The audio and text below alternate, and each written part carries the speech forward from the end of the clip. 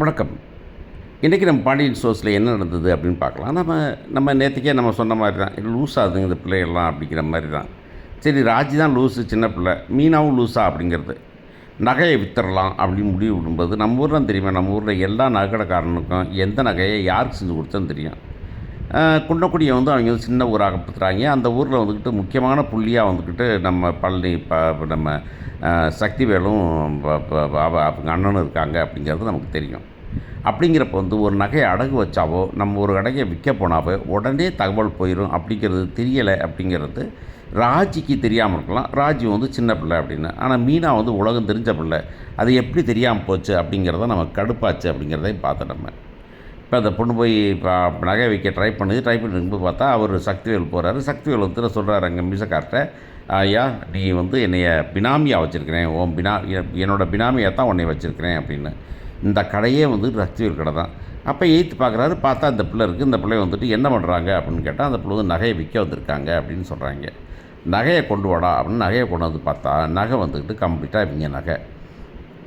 உடனே கடுப்பாயிடுறான் வந்தாலும். கடுப்பாகி, இல்லை கல்யாணம் அந்த பிள்ளை நகை தானே, ராஜி நகை தானே, என்ன பண்ண முடியும். இப்போ நாளைக்கு வந்துட்டு முத்துவேலை வந்துக்கிட்டு, என்னப்பா அது என் மகளுக்கு கொடுத்தா நகை போகுதுடா அப்படின்னு சொன்னால் என்ன பண்ண முடியும் அப்படிங்கிறதான் தெரியாமல் சக்திவேலு தும்மோ கும்மோன்னு குதைக்கிறாரு. சக்திவேலுவும் பாண்டியனும் ஒரே மாதிரி ஆட்கள். 2 பேர் நீங்கள் பார்த்தீங்கன்னா தெரியும். 2 பேருமே கேரக்டர் ஒரே கேரக்டர். மட்டித்தனமாக பேசி பக்கித்தனமாக வாங்கி வச்சுக்கிறது அப்படிங்கிறது தான். உடனே நகையை பார்த்தா பாதி நகை வந்திருக்கு. 60 பவுன் தான் ஆச்சுட்டா, இதில் 30 பவுன் தான் இருக்குது, என்னாச்சு மீதி அப்படின்னு சொல்லிட்டு டக்குன்னு கிளம்புறாரு. கிளம்பி அவங்கள்ட்ட சொல்லிடுறாரு, நீங்கள் வந்து பிள்ளை வந்து நான் அடுத்த நாள் பணம் வாங்கிக்க சொல்லுங்கள் அப்படின்னு சொல்கிறாரு. அந்த பிள்ளைங்க ஆர்கியூலாம் பண்ணுதுன்னு வச்சுக்கங்களேன். நீங்கள் இது நமக்கு முக்கியமான விஷயம் இல்லை. நேராக வீட்டுக்கு வராரு. வீட்டுக்கு வந்து பாருங்கள், இந்த பணத்தை நகை தெரியாது, நகை என்னன்னு தெரியுதா உங்களுக்கு அப்படின்னு கேட்குறாரு. உடனே எல்லாம் வந்துட்டு பேர், ஏன் மாதிரி உனக்கு தெரியுமா, உனக்கு இந்த மாதிரி உனக்கு தெரியுமா, அன்றைக்கி நல்லா தெரியுமா அப்படின்னா, இது ராஜிக்காக செஞ்ச நகை அப்படின்னு.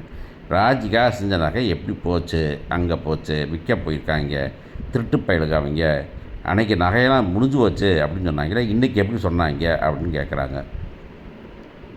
இதுக்கு சக்திவேலை பிரச்சனையாக சொல்கிறதா, சக்திவேல் ஃபேமிலியை பிரச்சனையாக சொல்கிறதா தெரியல. ஆனால் ராஜியை நம்ம பிரச்சனையாக சொல்லலாம். இவங்க எல்லாமே என்ன பண்ணுறாங்கன்னா, பாண்டியனுக்கு பிரச்சனையை கிளப்பணுங்கிறதுக்காக பிளான் பண்ணி செய்கிற மாதிரி இருக்குது.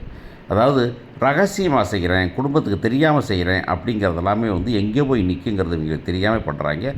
பார்ப்போம் என்ன பண்ண போகிறாங்க அப்படின்னு.